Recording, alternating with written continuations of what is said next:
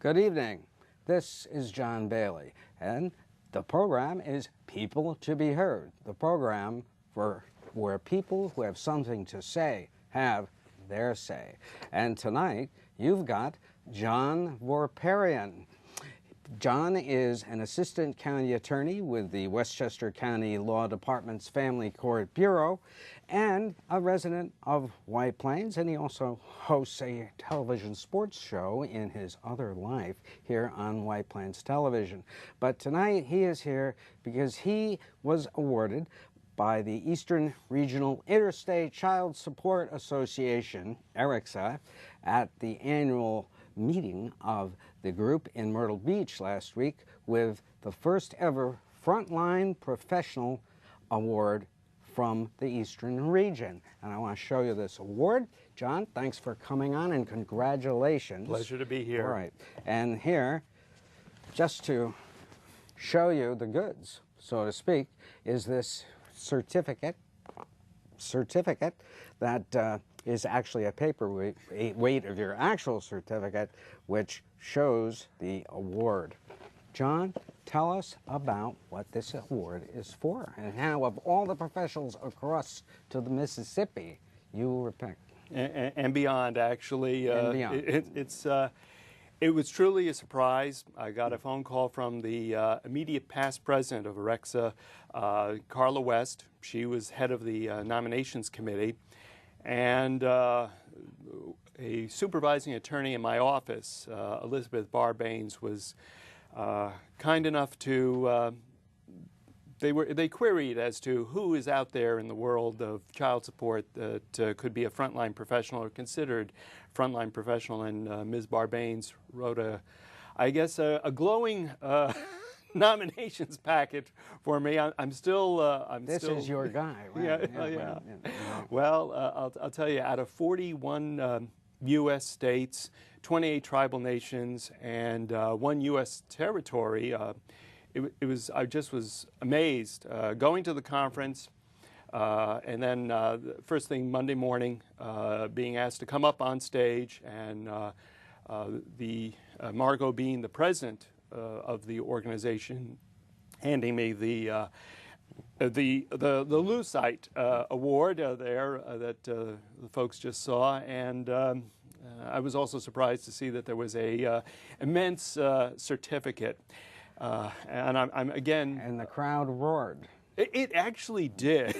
Yes.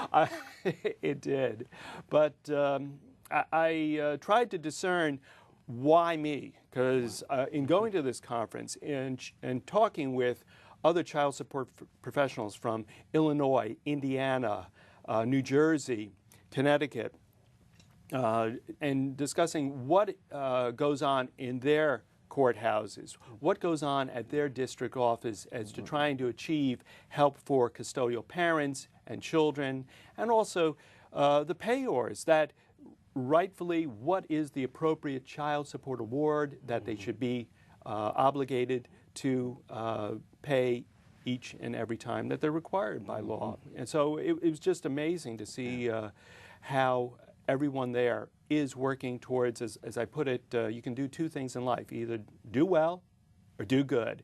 And I have to say my colleagues in the world of child support are clearly doing good in our society. Yes. Now, you said, as we were discussing just before we started taping the program, that your methods of training persons in the courts were perhaps one of the reasons why they gave you this award. Could you tell us about that?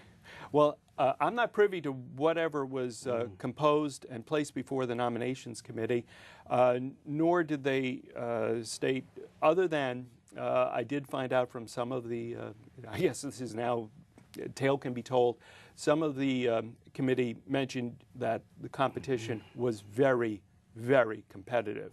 But in listening to Ms. West mention my background, it seems as though what may have impressed the committee, and this is something that governments should step back and take a look at, is that in my quarter of a century career of doing child support, I have taken or had the opportunity to give PowerPoints, talks, lectures on various principles of law pertaining to child support, as well as what may be best practices in child support. So I've had the chance to speak with fellow attorneys in my office on the subject, as well as government workers here in Westchester on that subject. I see. Now, family court in Westchester today, what is it looking like? Are you having more divorce cases, more child support problems within the court? What is the big issue in Westchester? In Westchester, well, in Westchester, all of them, okay. Yeah. For starters, divorce is handled in Supreme Court. Yes. So, but as to family court deals with child support, the establishment of paternity, abuse and neglect of children, and juvenile delinquency. So, in my little fort of family court, I only deal with child support. So, I can't give you a global picture, but in the world of child support, not necessarily just in Westchester, but nationally, I can address what some of the key topics are. And one of them happens to be what is a right size order for a payor. There are guidelines similar to how we factor taxes, let's say, as to how much one should pay. Yes. The and payee. That's right. The non-custodial parent, how much is it going to cost? And also there is the topic of what we would call paternity disestablishment. There are various ways that one is declared to be the father of a child. Through marriage, through adoption, through a court order declaring one to be a father of a child, and also what is referred to as a paternity acknowledgement. The parents are at the hospital and they are instructed as to they could execute certain paperwork which would be the equivalent of a court order declaring birth. At the time of birth or thereabouts. Thereabouts. There's a lot going on. Yes. Right, sure. But and there have been issues with that which are becoming more and more prevalent, which is science is sort of jumping ahead of the law because one can now take a genetic marker test, not necessarily with the sanction or permission of a court, but one can walk into a Duane Reade, a Walmart, and get an over-the-counter testing kit and find out whether or not they are indeed the biological parent of this child. And some folks are discovering that they're not. And then that has now brought into question, and the law does provide for the vacatur of these acknowledgments, and that is becoming a hot topic here. And also another aspect of family court is problem solving. I mentioned to you about right size orders for payors. When one fails to pay a child support order, the custodial parent is left with either filing what is referred to as a violation petition, and there is a contempt proceeding and that contempt proceeding may result in a incarceration of the payor because the payor is showing disrespect to the court's order. Does that happen often? Actual incarceration? Let me put it to you this way as to what I've discovered with regards to violation petitions and in speaking with some of my colleagues across the country on this topic. There is a reference that quite possibly and probably 50% of all child support orders are disobeyed. So 50%. So it is a key. Check is in the mail. The check is in the mail. Yes, I'm going to get paid tomorrow, and I can bring you the money. But that does cause difficulties in various communities, and there are communities in Michigan, Georgia, that are stepping back and say, wait a minute, instead of just throwing the payor in jail, what is another approach? And actually in Kings County, Brooklyn, there is a support magistrate now who they are going forward with problem-solving courts. In other words, it is a court in which the payor is, depending on whether the payor will join up with the program, will begin to instruct the payor as to Financial rehab. exactly how do you get a job? How do you hold on to a job? How do you conduct yourself in a job interview? And there are communities that are working with the payors to get them on track. But is the makeup of the persons that generally arrive in family court on disputes such as that wealthy, poor, or is it just as many wealthy and well-to-do? In the world, I would say this, strictly my experience around this, it cuts across all economic lines. There's various reasons why people don't pay. Actually, there may be 4 categories. Let me see if I can rattle off at least the 4. The type of payors that we encounter would be those that have the resources and do pay, those who have the resources and don't pay, those who don't have the resources and don't pay, and there must be a hybrid there, which I can't, because I'm in the presence of John Bailey, I can't come up with the last category. The basically person who has no income that does a cable television show. Right? Exactly. But this is fascinating to me, that this is finally, after all these years, people are trying to, the courts are trying to get involved in, as you say, problem solving. Now, you said that this business of genetic testing on the fly, so to speak, there are vans that go around neighborhoods to offer read genetic testing out of a van? Yes, I've read that in some of the inner city communities there are certain entrepreneurs that have basically taken a van, got the OTC kits, and they're out there running around into the community saying, come test yourself, find out if... Is used strategically to sort of delay judgments, and it sounds like a technique. There are, I would say there's some individuals that would use it as they realize, wow, I have a court order and I'm accruing up arrears, and this might be something I could utilize. It depends person to person. That's one thing about family court. Every family unit has a unique history, a unique situation. Yeah. Now, you've been in the family court practice of law for 25 years? Close in 20, I would say, if I have to be precise, about 27 years, but yeah, over a quarter of a century. Has it changed for the better? Has the practice grown? I think the good thing that I've seen would be that, and I have to tip my hat to Bill Clinton, is that I've seen that there are at least less out of birth, the numbers as to out of birth children has dropped, at least if we're speaking here in Westchester. I can, as to nationally or regionally, I couldn't give you the precise numbers. So if a child is illegitimate, this is a family court issue? Yes. I see. How so?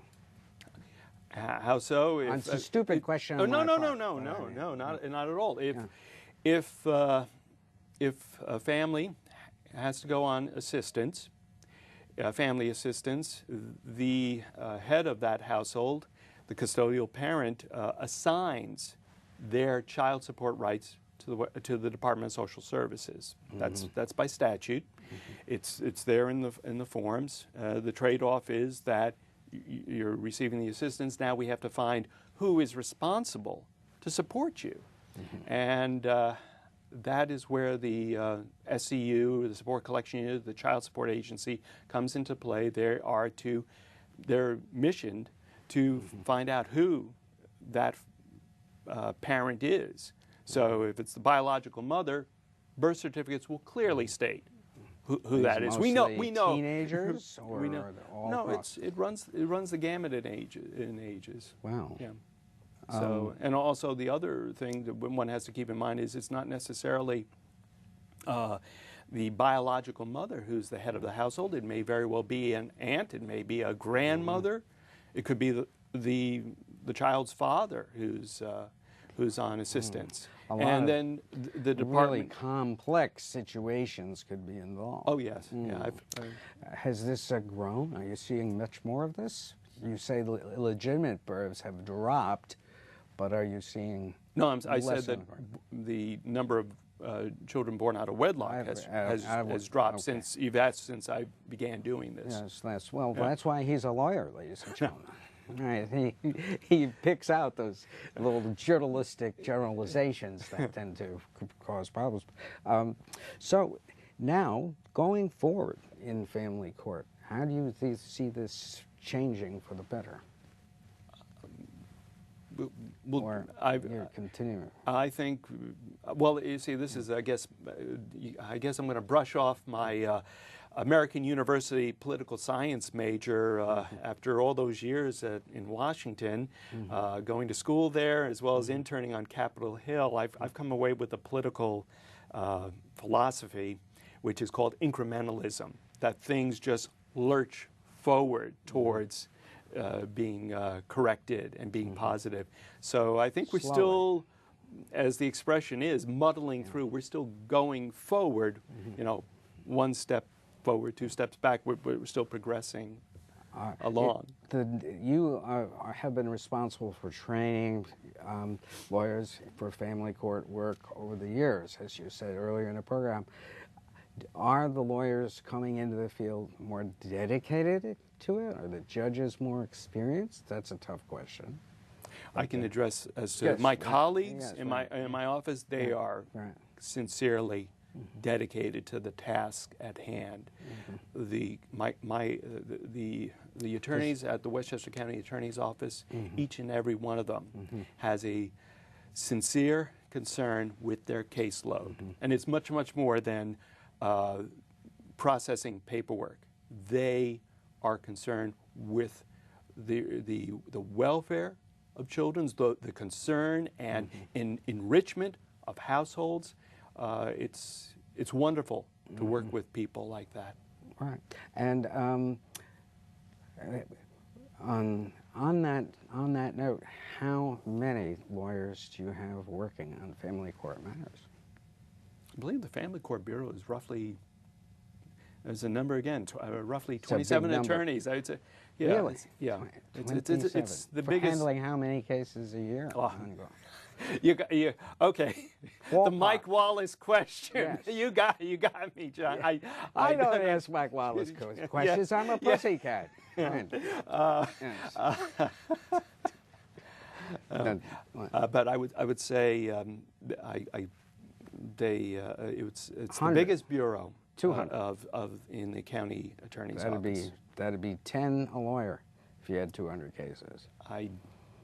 Like I say, I don't know the precise number. All right, caseload. So that is. I have to go look at the county budget. Right. I thought it was, but it's really not funny. So it's a much bigger number than people realize, and it is also cautionary that once you start the road round to divorce, there's issues that ruin your life. Yeah, dominate. Well, let me put it another way, because having come back from this AREXA conference in Myrtle Beach. And you learn how other agencies, how other jurisdictions deal with child support and deal with family court. Here in Westchester, we have 3 family courts. In most counties in New York State, New York has 62 counties, the majority of family courts are in the county seat itself, and that's it. Here in Westchester, we're in the minority. There are only 6 counties in New York State that utilize the county seat as well as for their populace to have satellite courts for the convenience of litigants.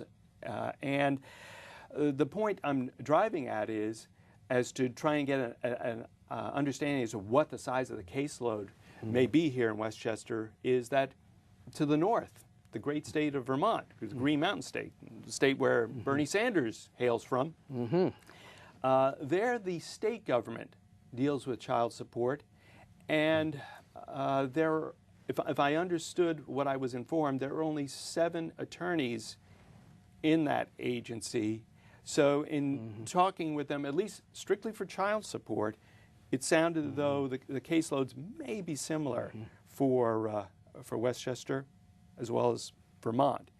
The other thing I've always heard is the Westchester County government is larger than 13 state governments.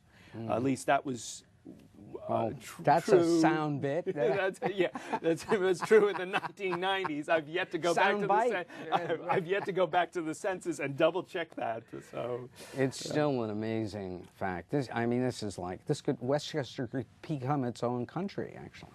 It could. That would be good. And we get out from under the New York State tax code. Yeah. Wouldn't that be nice, folks? And get foreign aid from the USA and also get an allotment from the UN. Custody. Yeah. We interviewed some parents on the custody problem, trying to seek more custody for the person that doesn't have the majority custody. What do they call it? The person that has the child on a daily basis and then has to share the custody. That's referred to as the custodial parent, and you have the non-custodial parent. That's right. Okay. That is, I'm going to sound like many support magistrates because there is a misconception that people have that family court, that a support magistrate can do everything. That's one of the limited issues. Support magistrate's limited by law. And that is one of the topics that has to go to a family court judge.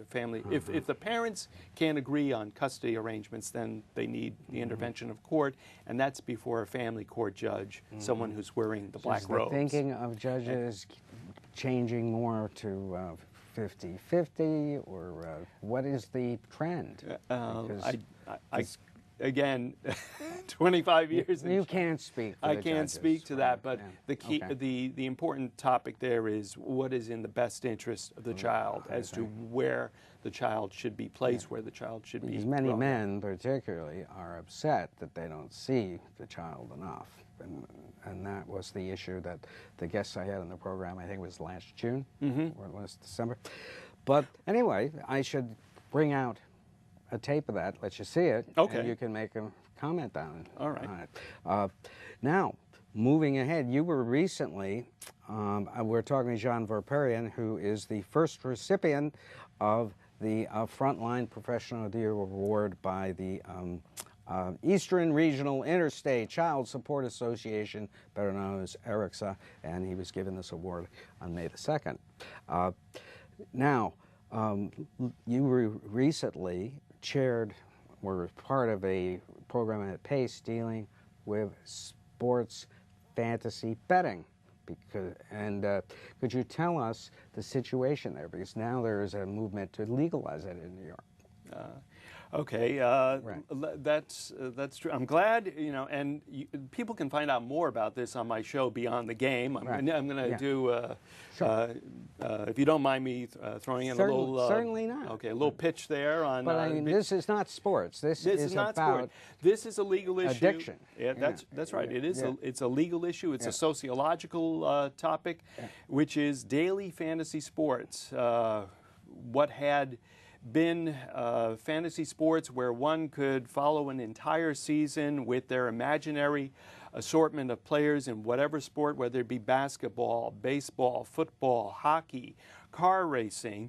Now there are a number of companies, actually two, DraftKings and, oh goodness, the other one, it doesn't matter, but DraftKings and they have now created daily, and there is a question that state attorney generals have been taking a look at this and have come back and said this is gambling.